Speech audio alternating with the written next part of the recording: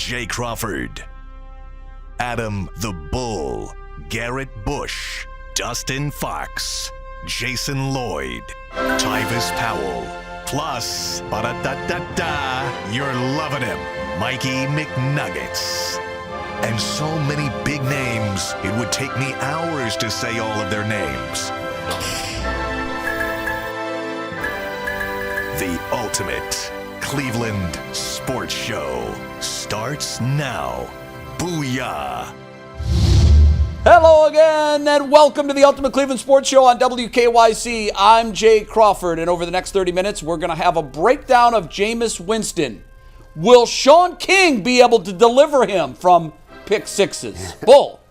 Jay, I'm Adam the Bull, and I might have a breakdown if the Guardians actually trade Josh Naylor and Lane Thomas for minor league players. Jason. I'm Jason Lloyd. Pre-written headlines. You don't even have to watch a game on Sunday. We're going to tell you what happens before it even happens. Mikey. Plus, the Cleveland Browns released a new economic study on the Brook Park Dome project, and I'm curious to see if you guys are buying what the Browns are selling. Yeah, I wonder if the city of Cleveland is buying what the Browns are selling. I like the way one of the councilmen said, I'm throwing a flag on the play. I love the football reference to his thoughts on the study. We'll talk about that and much more. We're going to start this Ultimate Cleveland Sports Show on WKYC with the X Factor for Sunday. The Browns, just a couple of weeks ago on the Thursday Nighter in Cleveland, actually handed their arch-rival Pittsburgh Steelers a defeat. They haven't swept the regular season series since 1988. Bull, who outside of the quarterbacks is the X Factor? Who will decide this game on Sunday? Yeah, we all were saying T.J. Watt initially, but then we decided, okay, let's take out the quarterbacks and T.J. Watt and Myles Garrett. Right. So I'm going to give you a surprise one, but it wouldn't be a surprise if you watched the show earlier on YouTube. I think Nick Chubb, it makes no sense because he has struggled. They have struggled to run. He hasn't had a ton of carries. Last week he only had 9. But I'm predicting a upset, if you will, that Nick Chubb is going to have his biggest game of the year against Pittsburgh. Again, it makes no sense. He hasn't been particularly great coming back off the injury. Not blaming him, just telling you what it is. The offensive line hasn't blocked well. The Steelers have a great run defense. But every so often in the NFL, bizarre things happen that you don't expect. And I think Nick Chubb, something about playing at the field where he got injured a year and change ago, I think he's going to have a good game. And if he does and makes the Browns the more balanced offense, which they have not been, then the Browns have a very reasonable chance of getting this first series sweep in nearly 40 years. I hope you're right. Jason.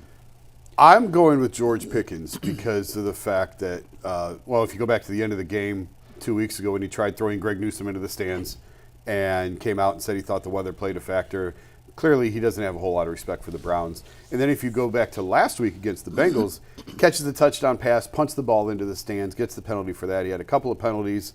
And Mike Tomlin says after the game, he's got to grow up. We need more out of him. He's got to mature and move past that. When your coach calls you out like that, you have two options. You can go one of two ways. And, we talked about on the YouTube show, and I agree with you that if Mike Tomlin is calling him out like that, he's doing it for a reason. He believes he can get the most out of him.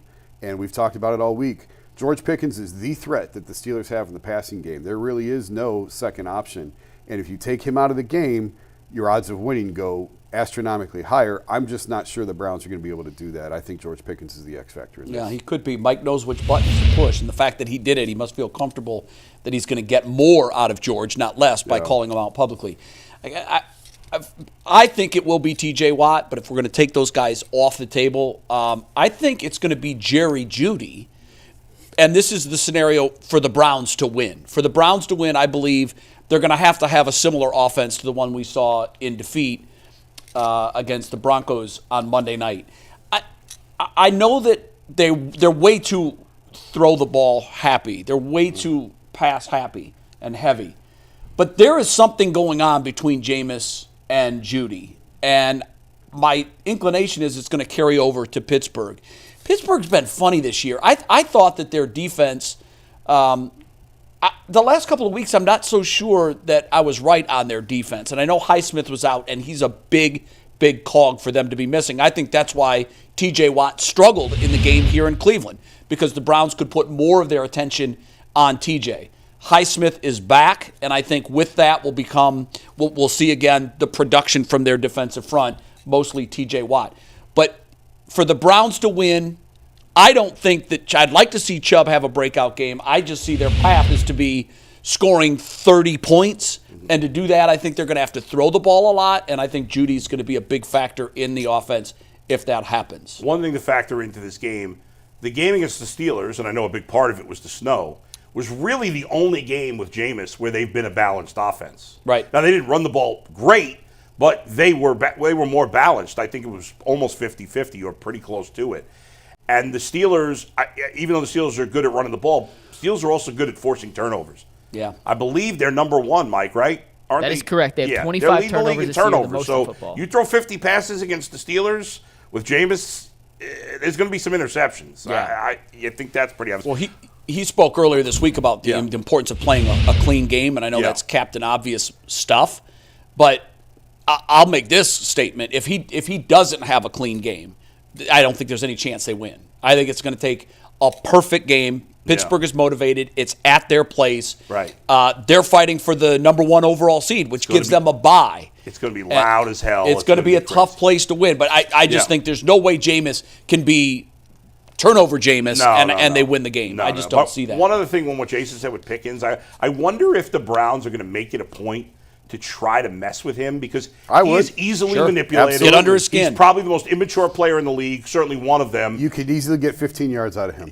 Yes, no doubt. He was losing it against not only did he punt the ball into the crowd against the Bengals, get a penalty for that, he also did like a fake gun thing, which he got a penalty for that too. So. And I wasn't sure at the time. I thought, that could be disqualifying. Right. They said but it was a different kind of penalty. I know. But you're right. I think they could get under his skin. Not only a 15-yard penalty, might be able to get him tossed. You never know. He's by far their biggest threat in the passing game. Yeah, Russ would miss him for sure if he wasn't out there. Yeah. All right, talking about Jameis Winston and the importance of playing a clean game, our quarterback whisperer, Sean King, went into the telestration lab this week again with Mike to break down what is going on with Jameis Winston. And to do it and to get the real picture, you can't just break down his awful picks. You have to kind of mix it in there and give it a fair assessment. His beautiful throws and his ugly throws. Here is this week's quarterback breakdown with Sean King. When you want to talk about big-time throws, this is a big-time throw. When I say pause, Mikey, I want you to pause. You go ahead and snap the ball right here. I want you to look at what Jameis sees. Pause. Right there. Look at what he sees. It doesn't look like Judy's open. But guess what I always say? Great throw will beat great defense 100% of the time. Look at the anticipation, knowing the window's coming. Also, shout out to Ken Dorsey, Kevin Stefanski. I think the spacing on this route is really good. We had a couple issues earlier in the year where the clear route runner wasn't full speed. This time he is. He lifts that corner up. Unbelievable throw by Jameis. Completion. Hey, making Judy look like he was worthy of being that number 1 draft pick. By the way, shout out to Jerry Judy. It's always good when you get fired to go back and be able to put it in your old boss' face that he made a mistake. So, Jameis, outstanding. I mean, big-time throw. Nobody in the NFL throws that ball better than him right there. He's with the top 5-6 guys. First of all, watch Jameis. I mean, he's composed. He's calm. He's big back there. Great route by Judy, which we'll go back and see. And listen, young quarterbacks, here's what I want you to understand. 100% of deep balls that are overthrown or thrown out of bounds are incomplete. So when you go back and see this, watch Jameis. Judy's going to beat him. We're going to show that here in a second. But Jameis had overthrown Judy early in the game. You see how he takes just a little bit off of it, make sure that Judy can adjust and finish the play. And last thing I just want to show, what a route by JJ on the side. He's playing with confidence. Look, gives him a little stutter, boom, bye. That's actually just bad coverage, but I'm going to give Judy great credit for running a great route. But listen, man, what a throw, what a play. Browns are cooking on offense, man. Where was this team in the first 6-7 weeks of the season? Oh, Jameis was on the sidelines. When you play at this level, sometimes you eat the bear, Mike. Sometimes the bear eats you. This is just a great defensive play by Benito. As we have highlighted here, we can roll it. He does 3 things on this play. He's going to reroute Njoku. Then he's going to cover Jerome Ford. Then you know what? He's going to instinctively come down on a receiver that's not even his responsibility. I mean, that's just a very, very great play by the defender from the Broncos. Sometimes you got to tip your hat to these guys. They get paychecks all the time as well. So when Jameis comes back, it doesn't even look like Benito's covering his check down in that situation. Normally, unfortunately for the Browns, these defensive guys in this situation back the ball down, then they run 10 yards. Like, what if they intercepted it? But this is a great play by Benito. I mean, he does 3 things on this play and finishes the play with a pick. Hat tip to him. I want you to watch this anticipatory throw that he makes. We can run it from here. First of all, it's fundamentally sound in the pocket. He's big. Stop it right there. Now, look, I think this is Elijah Moore, right? Elijah Moore has not come out the route. He does not have his eyes back to the quarterback. Look where the ball is. The ball's already a quarter of the way there. Run it from here, Mikey. Now, watch at the end where that matters. Boom. The fact that Jameis is throwing the ball at such an elite level, he can anticipate where his guy's going to be confident so he can throw it with velocity, and that's the reason it's complete. If he waits till Elijah comes out of that route, that ball has no chance of being completed. And he does it with a guy in his face. I'm just telling you, Cleveland, don't mess this up. You got one of the top 12. I'm moving him up 3 spots. It's not top 15 anymore, Mikey. You got one of the top 12 guys right now in this world throwing this ball. First of all, Njoku, listen, you got to get better, man. I hate when a guy has as much talent as Njoku does, but he just is too lazy or doesn't make it a high enough a priority to be an expert at every part of his position. This is a terrible route by Njoku from start to finish. Let's just highlight him as we go through it the first time, Mikey. Let me illuminate where this starts. First of all, he's not full speed. He doesn't turn around with suddenness, and his angle should be the back pylon. Go back one more time. Let's rewind it to the sideline one more time. So I want people to see this. Right there, I want you to stop it. His angle is the back pylon. Njoku, stop loping around like you're a horse before the actual race starts. When the ball is snapped, you got to be full speed. He should be hightailing it to that back pylon so that Jameis can put air under the ball and the underneath coverage not become a problem. But because Njoku is doing what he normally does, which is loaf around like this is his first time ever playing the game of football, Jameis allows his mistake to become his error. And as you look at it from here, okay, Njoku, get on your horse, change speeds, accelerate, get out of neutral, run fast, please. I think we all sort of said the same thing. And he does make a valid point.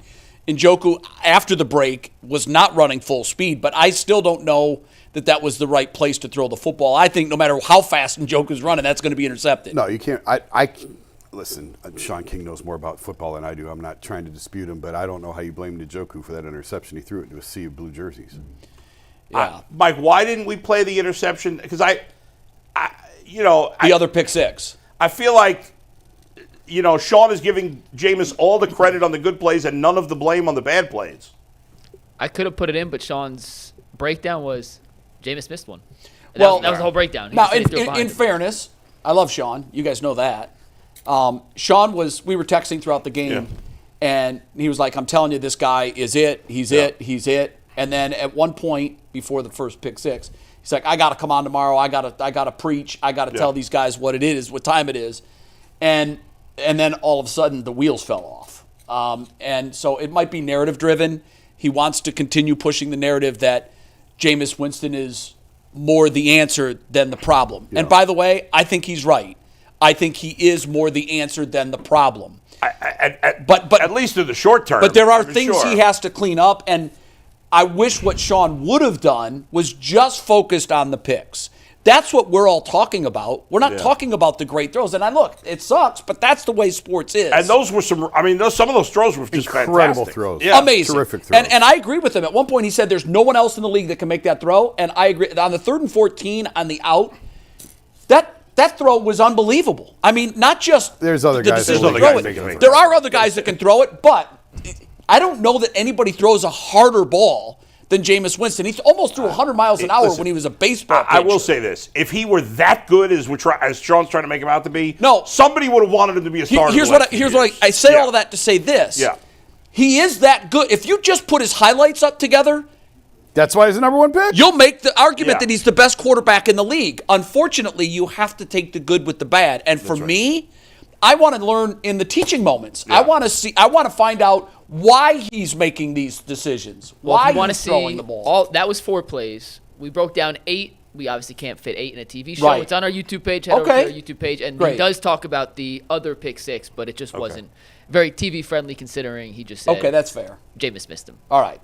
Let's talk about this new study that the Browns commissioned. To no one's surprise, it was glowing for the Browns and Northeast Ohio and even the city of Cleveland. I'll cut to the chase. They basically said that a new stadium would mean more than $1 billion and hundreds of jobs to the area. And the study also found that it actually wouldn't be a financial loss to the city of Cleveland because there would be so many more events that were able to come to Cleveland because of the dome that all of those people would end up staying in Cleveland, or a bulk of them would, because that's where the hotel rooms are, and it would mean an economic driver that way. And also, and this point I thought was valid, you're giving back to the city 20 acres of valuable downtown lakefront real estate. Now make that work. That's Sure. not now, just... that would take a long time to develop. It would. I mean, Yeah. maybe not as long as people think. I don't think it would take a decade. Well, drop the stadium and start development. Like, you could do that in under a decade, I believe. Right. What do you guys make of that? Do you put any stock in this at all because it was paid for by the Browns? I mean, the county called it baloney, basically. I don't remember the exact word. Now, both sides have their own agenda, of course. So the truth is probably somewhere in between. I mean, I don't know enough about the economics. It doesn't seem to make sense that this would be I mean, I guess with the eventual development of the land, that would eventually make it more profitable or help downtown. But I think if you're a small business owner in downtown Cleveland, anywhere near the stadium, this report's not making you feel any better, and you're not buying that because they're just the way the bars would be packed on those. I don't remember who it was, maybe it was you, Jay, said that, like, I can't remember the exact number, but that the percentage of money that that the bars and restaurants that are independently owned by the football stadium make a very large percentage of their money for the 10 or whatever Browns games a year. Yeah, well, I know this. I've talked to several business owners that are downtown, and they've said, I don't want to lose those dates because I don't know if I survive without them. That's right. So fix what you have down there and bring even more dates. Yeah. Like, if you fix the waterfront, if you fix what the stadium is now, and I think it's important on the Haslams not to pull out and just say, okay, it's your problem now. Yeah. Like, you can't just leave behind this big crater. I you agree have to with be that. part of the solution there. Yes. I think the numbers are inflated. They're always inflated in these economic studies, but I've always been pro dome stadium in the suburbs. I've thought that was the way to go for quite a while. I think Jimmy needs to pay for the vast majority, if not the whole thing himself. I've been adamant on that. And if you do that, if you pay for the bulk of it yourself, if you help clean up what's left behind downtown, it's a win-win. Yeah, I agree with that too. It's his stadium. He benefits financially. He should pay for it. Also, I don't know if they took this into account, they would get a Super Bowl. And that would mean, I don't even know. Of all the economic studies, they overinflate the number. Super Bowl always delivers. Yeah. It's below, like some of the job stuff, most of them are going to be either low-paying or part-time jobs. Yeah, or temporary to build the actual facility. All right, we're taking a break. When we come back, should the guards really be talking about trading 2 of their most productive players? We're going to talk about that when the Ultimate Cleveland Sports Show continues.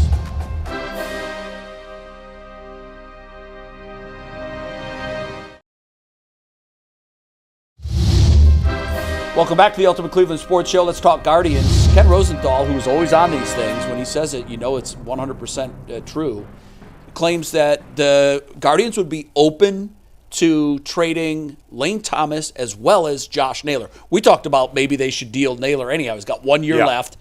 But the report said that they can't be for minor leaguers. No. They cannot be for minor leaguers. Or if they are minor leaguers, there better be guys that are starting the season on the roster. That are ready, not prospects. No. Like, And we also, would need major league ready talent, and we need a lot of it. Or if they combine it with other trades where they're trading minor leaguers for other guys at those positions that have longer contracts, then I'm fine with it. Okay. Here's the bottom line. The A's, I can't even call them the Oakland A's. They're just the A's. They're not even the Sacramento A's. No, they're the A's. They're playing in a minor league ballpark. They have had no attendance for years. Don't blame the fans. It's because they've had a crappy team and in a terrible ballpark. They just used the biggest contract in the history of the franchise to pay Luis Severino. You could debate all you want whether that's a good use of funds. The bottom line is at least they're trying now. The Guardians must absolutely spend money, and if they don't, they deserve to be crushed for it. I don't care. I know the owner does a lot of good things, but he absolutely deserves to be crushed if they don't spend any money. And if their only offseason moves are re-signing Austin Hedges, trading Eli Morgan, and then trading away Josh Naylor and Lane Thomas for, hopeful minor leaguers that are going to start on the team, that's a disgrace. And that's they also let Matthew Boyd get away. And Matthew Boyd. I would not have paid the money that Boyd got. I said that Wednesday. I wouldn't have either. I thought the number was too high. Why do we care about the money? Well, I think they could. It's a pass for the owner. But no, I'm not giving them a pass. Every What I'm pitcher's saying getting a lot of is, if money. I'm going to spend $30 million, I think I could spend it somewhere else more wisely. Go trade for Jeffrey Springs, who's under team control for 2 or 3 more years at $10 million a year. I'd take that over signing Matthew Boyd for And $15 I would too. million. Okay, Yeah. fine, but first of all, Jeffrey Springs is coming off an injury too. Fine. And Well, Jeffrey Matthew Springs Boyd is as well. It's not just $10 million because it's $10 million and prospect capital that you have to give up. Fine. It's still 10. They've got the prospects. It's the money. The prospects aren't as And valuable you to them even as said the money. on Wednesday, Bull, that they've held too tightly to some of these prospects. And that's they've fine, but aged they out. haven't. If they do that, that's fine. We can't complain about the money on these pitchers. They're all getting. That's where the market is for these But guys. that's their wheelhouse. That's their specialty But if is you- finding pitching. So Fine, don't Jason. overpay for that. Spend it on the hitting. Yeah, I mean, now It's not overpaying if everybody's can you go find paying another that Ben price. Lively?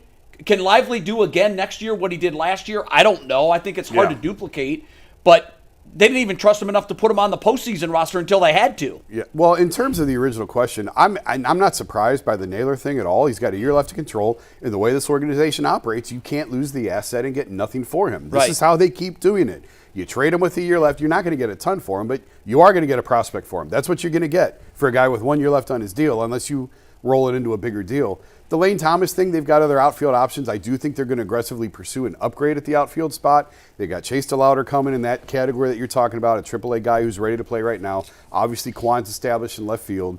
So I'm not surprised by either of those names. Kyle Manzardo, we've talked about it at length on the show. Manzardo was brought here to be the replacement for Josh Naylor, Right. and that time is now. I think that to the baseball people, these moves make sense because that's their business model. Exactly what you just said. However, I hate the message it sends to the fans.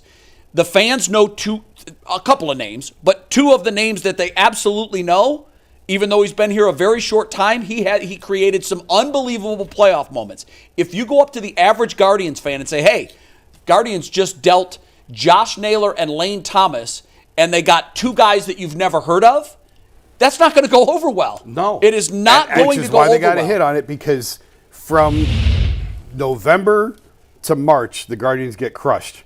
From April to September, They're relevant. more times than not, they exceed expectations. No, you're right. You're right. But if, like you brought up the A's, Yeah. if they're making moves, now they Gotta have do to because something. they need a fan base. I hear you, but we've got a break. We got to When spend come some back, money. Pre-written headlines. Who wins the game Sunday and how do they do it? On the Ultimate Cleveland Sports Show, WKYC style.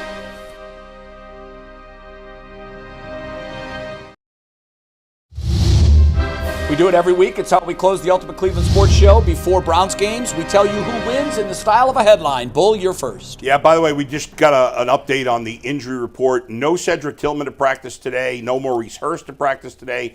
And no Jedrick Wills to practice today. So odds are none of those guys will play. None of them are shocking, but probably the case. My headline, I think the Browns do not end their 20-year losing streak in Cleveland, in Pittsburgh, in the regular season at least. Unfortunately, Steelers defeat the Browns close game 23-20. Who they once again lose in Pittsburgh. Steelers defeat Browns. Oh yeah, it's an oddly written sentence by me, but who once again lose. I'm not going to be a headline writer for the Athletic. Anthony did a good job with the 7, the 8, and the 3 on the 21. That was good. Well done, Anthony. Not my writing. I'm with you, Bull. Close loss. They don't win on Sunday. In fact, I have venue and weather change make the difference. Steelers topple Browns 27-20. I do think it'll be a close game. Their rivalry games usually are. I just can't. I can't imagine that it's been since 1988 that they've swept the regular season series.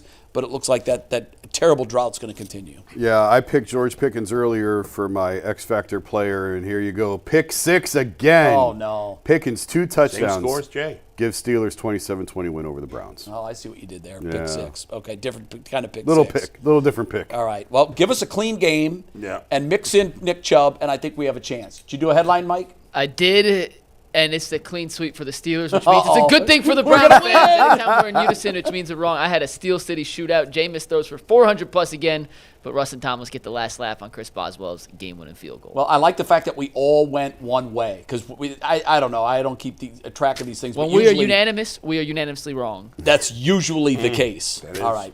That's going to do it. I hope you have a great weekend. If you can, go out and support the high school teams as they play for state championships today and tomorrow out in Canton. See you next week. Enjoy the game.